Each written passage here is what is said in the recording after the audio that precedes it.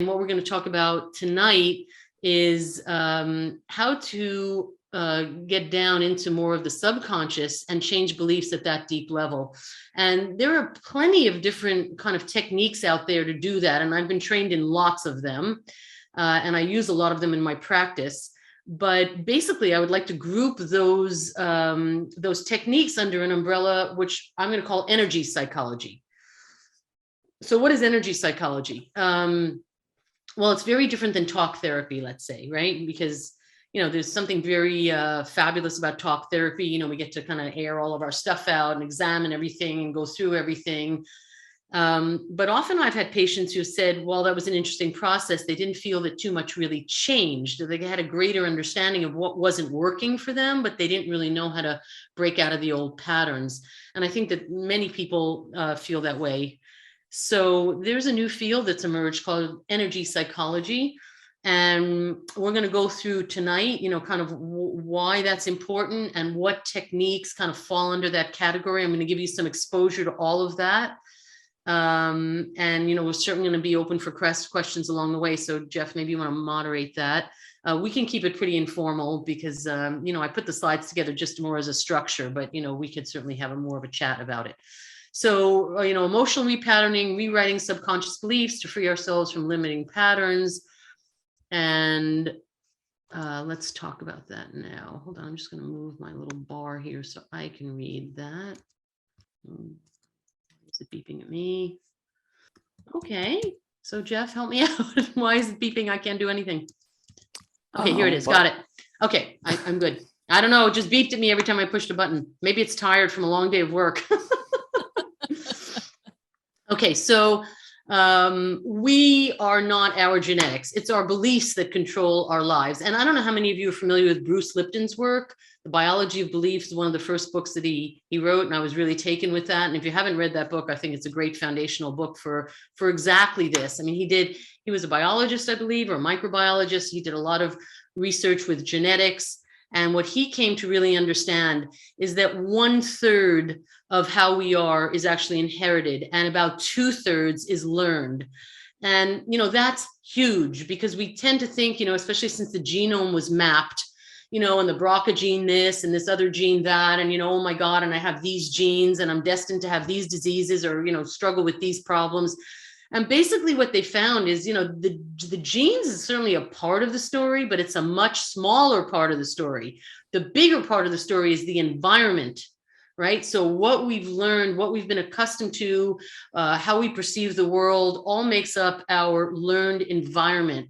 And so once you really take in this idea, it's very empowering. We're no longer like a victim of, okay, I got this from my dad, I got this from my mom, I guess I'm kind of stuck.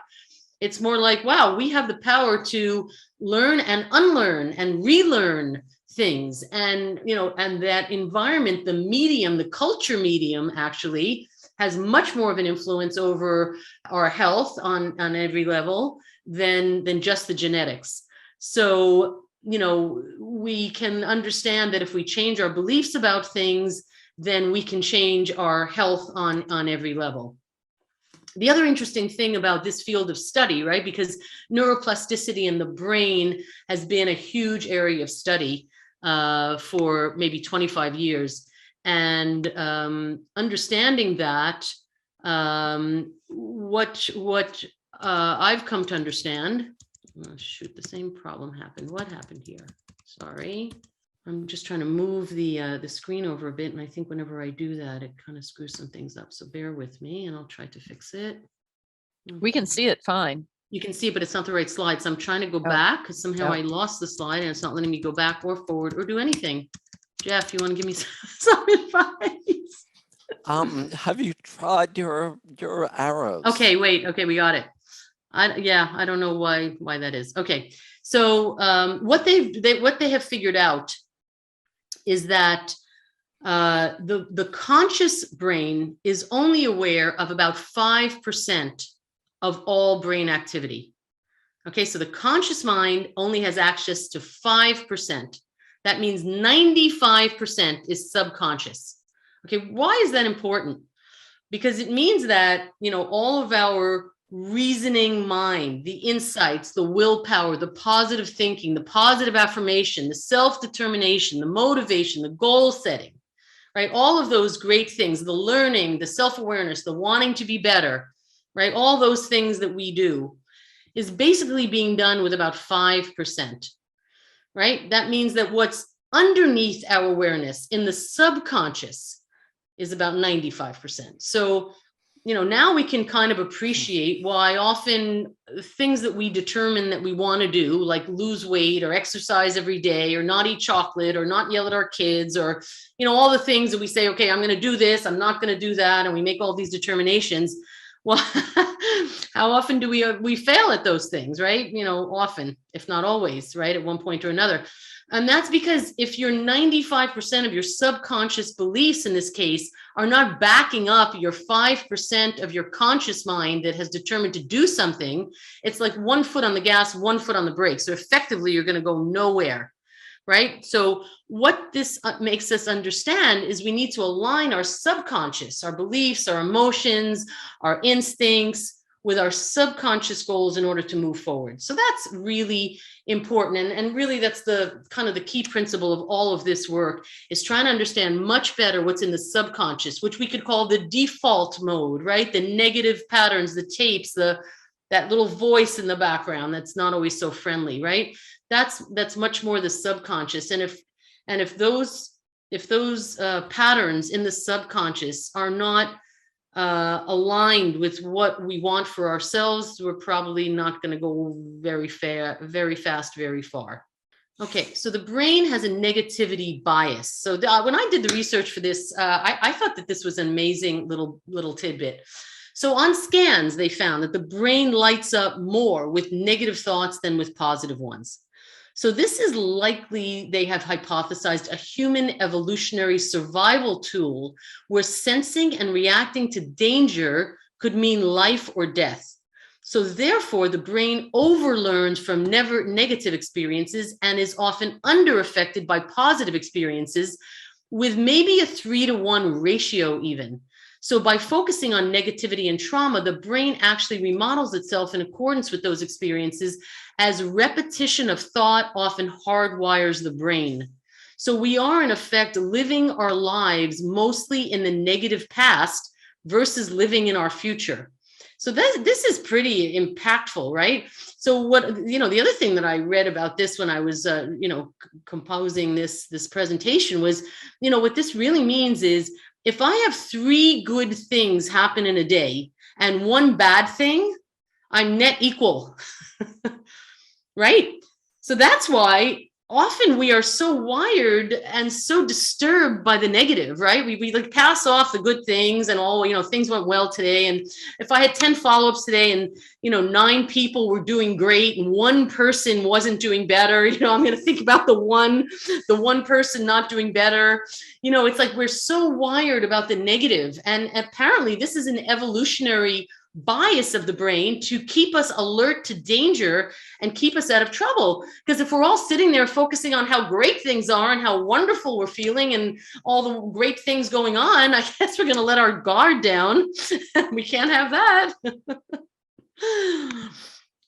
Conflicts between our conscious goals and our subconscious beliefs make real change difficult.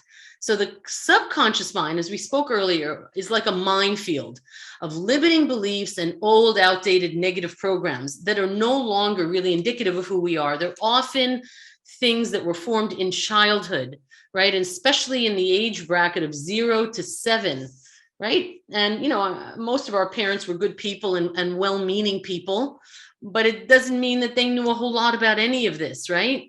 So, when we're young, we don't really have a context for understanding what's going on.